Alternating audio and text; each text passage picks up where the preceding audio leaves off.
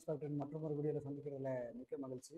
இன்னைக்கு நம்ம என்ன பார்க்க போகிறோம் அப்படின்னா, பங்களாதேஷில் இப்போ என்ன நடந்துட்டு இருக்குது, பொலிட்டிக்கல் அண்ட்ரெஸ்ட் சுச்சுவேஷன் பார்த்தீங்கன்னா ரொம்ப மோசமாக போயிட்டு இருக்கு. ஜூலை 1 ஆரம்பிச்ச அந்த பிரச்சனை கோட்டா, அதாவது ரிசர்வேஷன் சிஸ்டம் 30% வந்து அந்த முன்னாள் 1971 வாரில் பங்கு பெற்ற வீரர்களோட வாரிசுகளுக்கு அந்த 30% கொடுக்கணும். அதுதான் வந்து பிரச்சனை. அது வந்து மறுபடியும் கொடுக்கறதுக்கு வந்து இப்போ இன்றைய தலைமுறைகள் வந்து தயாராக இல்லை. ஸோ அதுக்கு எதிரான ஒரு போராட்டங்கள், சாதாரணமாக ஆரம்பித்த போராட்டம், ஜூலை 1 ஆரம்பித்த போராட்டம் இப்போ வந்து ரொம்ப ஒரு கிரிட்டிக்கலான சுச்சுவேஷன் வந்து இப்போ இருக்குது. என்ன சுச்சுவேஷன் பார்த்தீங்கன்னா, அந்த நாட்டோட பிரைம் மினிஸ்டர் வந்து நாட்டை விட்டு வெளியேற அளவுக்கு வந்திருக்குது. இப்போ நாட்டை விட்டு வெளியேற இவங்களோட கோரிக்கை என்ன, அவங்க வந்து பதவி விட்டு விலகணும்னு நினைக்கிறாங்க, விலகியாச்சு. அப்போ அதுக்கப்புறம் வந்து அந்த பொலிட்டிக்கல் இன்ட்ரெஸ்ட் வந்து அந்த மாறணும். மாறாமல் இப்போ அது ஒரு கலவரம் மாதிரி, கலவரத்தில் ஏற்கனவே ஒரு 360 பேர் இறந்துருக்காங்க ஒரு ரிப்போர்ட்டில் போட்டுருக்காங்க. 360 பேர் இறந்து ஒரு கலவரம் வந்து இன்னும் வந்து முடியாமல், இதுக்கப்புறம் பார்த்தீங்கன்னா ரொம்ப மோசமாக அந்த என்ன சொல்கிறது, கவர்மெண்ட் பில்டிங்கு, அந்த அவரோட அந்த பங்களாதேஷ் தேச சந்தை, அவரோட ஸ்டாட்யூ, அவர் அதை அடித்து உடைக்கிறதா இருக்கட்டும். அது இல்லாமல் மைனாரிட்டிஸ் இவங்க எய்ம் பண்ணி டார்கெட் பண்ணி அது தாக்குதல் நடத்துறதுலாம் வந்து அப்போ இவங்க உண்மையான கோரிக்கை எதுக்காக போராடுறாங்களோ அந்த கோரிக்கையை விட்டு விலகி வர மாதிரி தான் வந்து இவங்களோட செயல்கள் எல்லாமே இருக்குது. இது யாரெல்லாம் சப்போர்ட் பண்ணுறாங்கிறத வந்து கட்டாயம் வந்து இன்னும் கூடிய சீக்கிரத்தில் வந்து வெளியே வரும். இப்போ நம்ம இதில் என்ன சொல்ல வரோம் அப்படின்னா, அந்த பொலிட்டிக்கல் இன்ட்ரெஸ்ட் இதனால பாதிக்கப்பட போகிறது யார் அப்படின்னா மக்கள் தான். நம்ம ஒரு போராட்டம் பண்ணுறோம். இந்த போராட்டத்தோட நோக்கம் என்ன, இவங்க வந்து அந்த 30% இடஒதுக்கீடு வந்து அவங்க வந்து கேன்சல் பண்ணணும், அந்த பிரைம் மினிஸ்டர் வந்து ரிசைன் பண்ணணும் அப்படின்னா அதுதான் நம்மளுடைய குறிக்கோளாக இருக்கணும். ஆனால் அது முடிஞ்சதுக்கப்புறம் அது ஆல்மோஸ்ட் அவங்களுக்கு நிறைவேறிச்சு. அப்போ அவங்க வந்து ரிசைன் பண்ணுற அளவுக்கு நம்ம ஆர்மி வந்து ஒரு 45 மினிட்ஸ் டைம் கொடுக்குறாங்க. 45 மினிட்ஸ்க்குள்ளே அவங்க வந்து ஸ்டெப் டவுன் பண்ணணுங்கிறாங்க. அவங்க வந்துட்டாங்க, அவங்க வந்து இந்தியாவில் வந்து தஞ்சம் அடைகிறாங்க. அப்போ இவங்களோட இந்த பொலிட்டிக்கல் இன்ட்ரெஸ்ட் இதுக்கப்புறம் வந்து சுமூகமாக போகிறத விட்டுட்டு அதுக்கப்புறம் இவங்க பண்ணுற இதெல்லாம் பார்த்தா வேறு வெளியிலேருந்து யாரோ ஒரு கிளர்ச்சி பண்ணுற மாதிரியும், அதுக்கு யாரோ ஃபண்டிங் வெளியிலேருந்து யாரோ சப்போர்ட் பண்ணுற மாதிரி தான் இருக்குது. இப்போ ஒரு ஸ்பெசிஃபிக்காக அவங்க வந்து தாக்குறதெல்லாம் யாரும் பார்த்தீங்கன்னா வந்து அவங்களுக்கு யாரெல்லாம் பிடிக்கலையோ அந்த போலீஸ் ஆஃபீஸர்ஸ் அவங்களாம் வந்து ஒரு போலீஸை வச்சுட்டு அடிச்சு கொண்டு தலையில கட்டி தொங்க விட்டுருக்காங்க.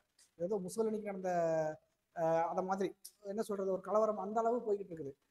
If you go against of your country then everything will be not good. அதுதான் வந்து உண்மையாக நம்ம சொல்ல வரது. நீங்கள் உங்களோட சொந்த நாட்டுக்கு எதிராக நீங்கள் போறீங்க அப்படின்னா வந்து அதோட விளைவுகள் யார் பாதிப்புனா we're only going to get all those things. நமக்கு தான் அது எல்லா பாதிப்புகளையுமே ஏற்படுத்தும். சமீபத்தில் இன்னும் கொஞ்சம் வருடங்களுக்கு முன்பு சூடானில் நடந்த உள்நாட்டு கலவரத்தில் அந்த டைமில் ஒருத்தர் பேட்டி கொடுக்குறாரு, எனக்கு வந்து கோடிக்கணக்கில் சொத்து இருக்குது, ஒரு என்ன சொல்கிறது, கோடிக்கணக்கில் பெருமான வீடு, காரு எல்லாமே இருக்குது. ஆனால் அங்கே ஒரு பொலிட்டிக்கல் இன்ட்ரெஸ்ட், அந்த ரெண்டு நாட்டுக்கு உள்நாட்டுக்குள்ள போர் வரும்போது அவங்களால வந்து அந்த ப்ராப்பர்ட்டி காப்பாற்ற முடியல, உயிர் உழைச்சா போதும் வந்தா போதுங்கிற மாதிரி இருக்கிறாங்க. அப்போ ஒரு நாட்டோட ஸ்திரத்தன்மை, இந்த ஆட்சி சரியாக அமையலை, இந்த அட்மினிஸ்ட்ரேட்டிவ் கரெக்டாக இல்லை, இதை மாதிரி கிளர்ச்சிகள் ஏற்பட்டுன்னா அதோட பாதிப்பு யாருக்குன்னா மக்களாகி நமக்கு தான் இருக்கணுங்கிற அந்த எண்ணம் வந்து எல்லாருக்குமே இருக்கணும்.